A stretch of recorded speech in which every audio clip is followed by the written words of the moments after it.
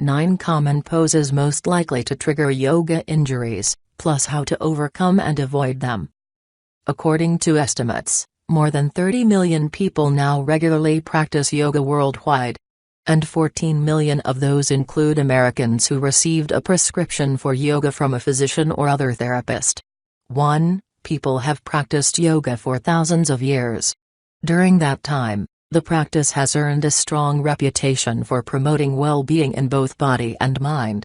However, something many practitioners may not realize is that a number of commonly taught yoga poses, or asanas, as they are often called in class, can also be risky. Particularly yoga injuries are a real threat. So are the healing benefits of yoga worth the risk? Yoga injuries, including back pains, pop trips and strained necks, are not necessarily a rare occurrence, especially among those brand new to yoga who push themselves too hard or too quickly. Yoga poses such as handstands, inversions and back bends might qualify yoga as moderate exercise, but these tougher poses also can be cause for concern if you're not ready for them. An article published in the New York Times investigating the prevalence of yoga-related injuries found that several factors seem to be related to the rising number of pulls, tears and sprains prevalent among yogis. 2. A major contributing factor is a shift in both those who teach and practice yoga. More than ever before, adults who are mostly otherwise sedentary and unfamiliar with the practice are turning to yoga to improve flexibility and strength. While this can be helpful in many instances when students are properly guided, a tight, inactive or aging body mixed with a vigorous practice or an experienced teacher can also sometimes serve as a recipe for disaster.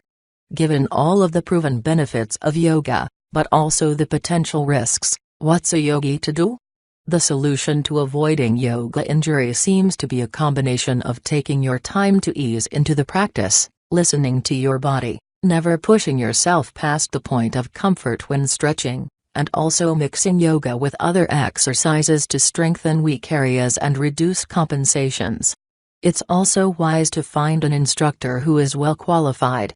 How common are yoga injuries? A 2012 study conducted in Australia and printed in the International Journal of Yoga found evidence that around 20% of all yoga practitioners claim to have experienced a yoga-related injury at some point during their practice. 3. On the other hand, an exclusive survey of Ashtanga Vinyasa, considered a more vigorous style, 62% of practitioners reported having had at least one injury lasting longer than 1 month. A 2013 review published in the journal PLOS investigated the prevalence of case reports and case series on adverse events associated with yoga, plus the most common types of yoga injuries reported and treated. They found that among reported yoga injuries, about 35% affected the musculoskeletal system, 18% the nervous system, and 9% vision, the eyes. Around 20% of those who were injured doing yoga reached full recovery, while 11% reached partial recovery. Only around 1% reported lasting injury, and sadly even one death was found to be associated with yoga practice. 4. Of the 76 case studies included in the Yoga Injury Review, 66 injured students were found to have had no preconditions that were associated with the adverse events, while 9 case reports described an aggravation of existing preconditions. Women experienced double the yoga injury rate as men, not surprising considering women tend to practice more often, while the mean age of injury due to yoga was about 44 years old. On the other hand, in 2013, after examining how a national sample of yoga practitioners were affected by injuries, including how many have had to stop their practice and which injuries were most common, researchers who published a study in the International Journal of Yoga found that only about 1% of all yogis, only 13 people out of 2,230 people included in the study, reported experiencing a side effect from their practice that led to discontinued use of yoga. 5. Of those who were injured, back pains and joint pains, affecting the hips, wrist, and ankles, were the most common complaints. Less than 1/3 of those injured reported seeking medical attention. The researchers stated that these findings suggest that injury due to use of yoga is an infrequent barrier to continued yoga practice, and severe injury due to the use of yoga is rare. Types of yoga injuries. What are the causes and riskiest poses? As with any other form of physical practice, yoga should be practiced carefully under the guidance of a qualified instructor in order to reduce risk. If you've been injured in the past, or have been mostly sedentary, consider skipping some of the riskiest poses altogether. A high percentage of yoga-related injuries seem to be caused from the following more advanced poses: shoulder stand, Salambhisarvangasana, or plow pose, Halasana. Shoulder stand and plow pose are performed while propping up the body onto the shoulders with the legs straight up in the air, or behind the head in the case of plow. According to an article published by Yoga Journal, this applies a lot of pressure to the cervical vertebrae in the neck, causing the neck to flex forward uncomfortably. 6. As the entire body applies pressure to the spine, injuries are possible that can radiate downward or out to the shoulders. Neck pain can result, or worse, a serious vertebrae or spinal disc problem. It's debatable whether shoulder stands should be performed at all, but for those who do, teach the posture because it can be beneficial for things like decreasing the heart rate. They advise using a blanket under the shoulders, neck for support and extra lift. Other tips for reducing strains in the neck and shoulders include not pushing the neck too far forward and remaining very still in the posture without turning the head. Headstand, Sirsasana. Headstands can be risky because they apply lots of strain to the neck, shoulders or hands, plus there's always the chance of falling and in the process throwing out the back. First, determine whether you are ready to safely try inversions by testing that you can hold down dog, forearm plank and dolphin pose for at least 1 to 2 minutes, since these build needed strength in the upper body. Experts warn that patients with glaucoma should avoid inversions due to blood rushing to the head, eyes. If you are going to try inversions, bringing your feet above your head, or difficult balancing poses, one of the safest ways is to use a wall for support. A wall can help catch your legs or heels, keeping you from falling backward. Many teachers advise students to use a wall while they learn for at least the first 5 to 10 attempts. Another option is to use blocks under your shoulders for extra support, or to have a teacher assist you and hold up your feet. You can also skip headstand and shoulder stand altogether, simply elevating your feet up a wall to relax while you lay flat on your back. This is virtually a no-risk posture but still helps cool down the body and slow the heart rate. Back bends, including up dog, lotus, bridge, wheel, cobra or camel. Back bends involve pushing the chest or hips forward and curving the back and chest so that the head extends backwards. If you have any existing neck injury or chronic back pains, avoid back bends, unless you are practicing under the supervision of an experienced teacher. Beginners should also move into back bends with caution. Try to guide yourself into any back bend very carefully and slowly, allowing the lower spine be the last part of your spine to move. Never push the hips forward or the neck, head back too abruptly.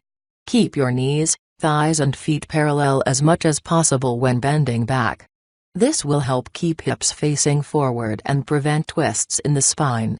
Feel free to use a block or bolster under your sacrum for a supported back bend, where you rest the pelvis.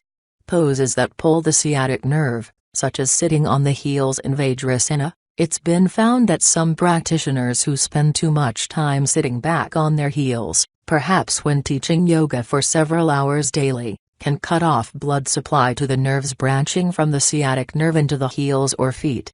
There have been recorded instances of this causing difficulty walking, running and climbing.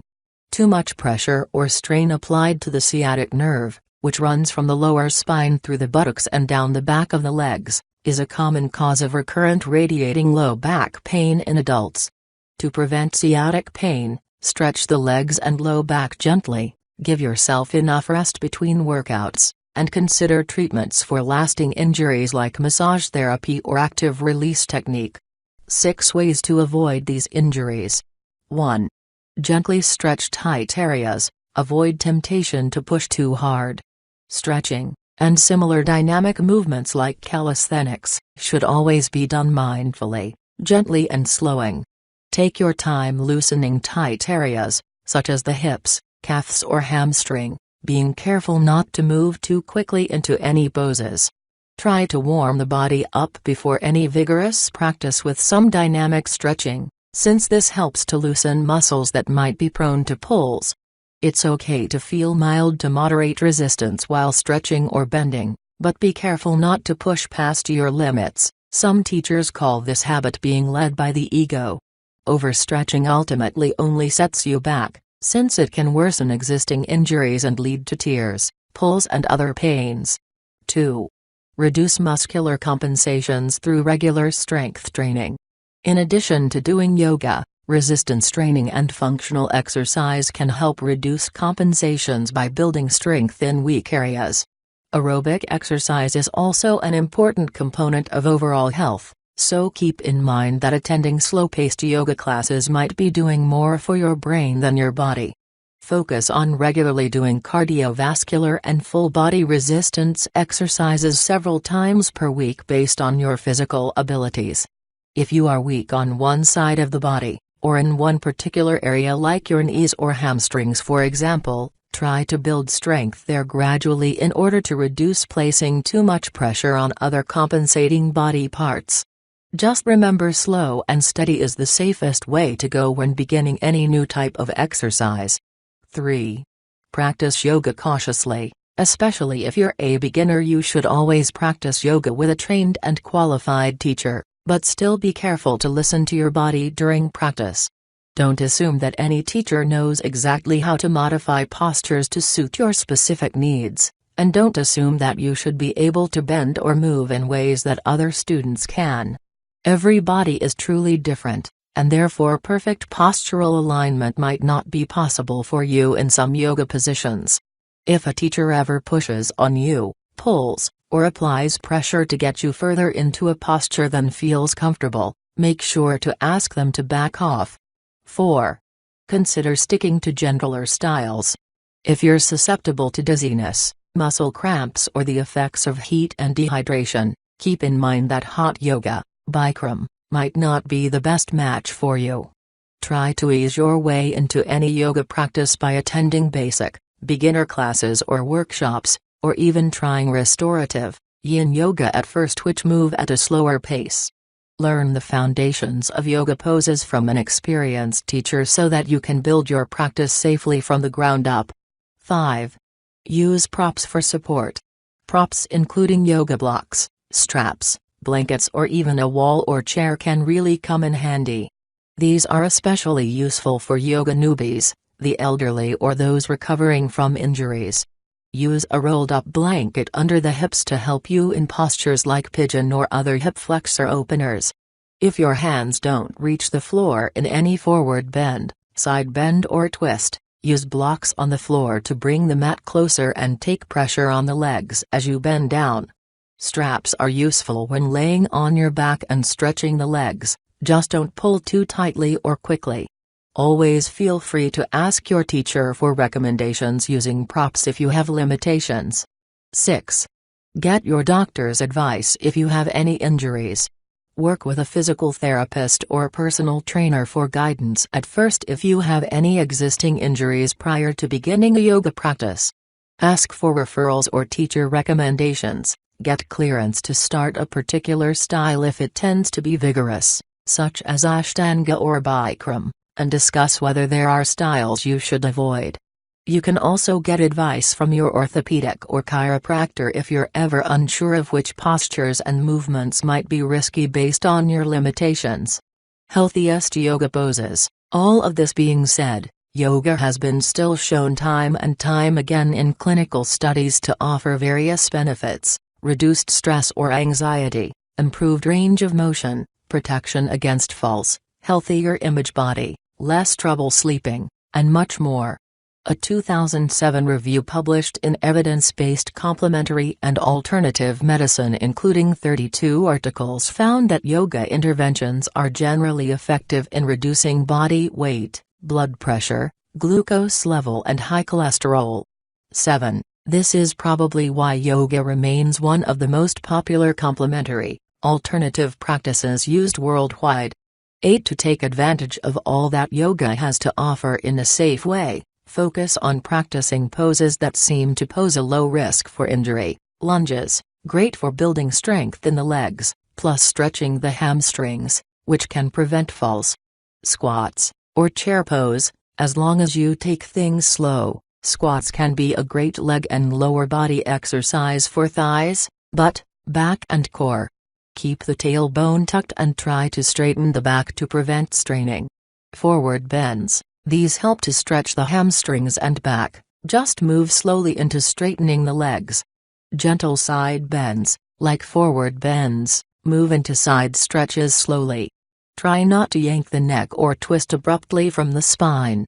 Breathing exercises. Breathing practices, also called pranayama, are an important part of most classes that help to warm the body, lower the fight or flight stress response, and calm anxiety. They can even be used outside of class to help you fall asleep, wake up or handle stressful moments. Seated positions, for those with injuries, trying yoga postures while sitting on the floor or a chair can be helpful. This allows the student to have more control and move slowly. Sitting or laying can allow you to bring the arms outside to stretch the shoulders, to twist and stretch the waist, raise the feet in the air, open the hips, such as in happy baby pose, or bring the knees towards the chest to stretch the quadriceps. Final thoughts on yoga injuries. Although yoga does have many advantages, yoga injuries can result when students push themselves too far and too soon. Some of the most common yoga injuries include pulls or strains in the neck, spine, low back or hamstrings. Yoga postures most likely to cause injury are headstand or handstand, inversions, back bends like locust or wheel pose, shoulder stand and sometimes bending too far or much to one side. To reduce risk for injuries when practicing yoga, start very slowly, use props, a wall, blocks or blankets. Visit an experienced teacher, and avoid postures that hurt or are contraindicated for you based on your abilities. Yoga postures that can help you stretch and strengthen without hurting yourself can include lunging, squats, seated positions, breathing exercises and gentle bends.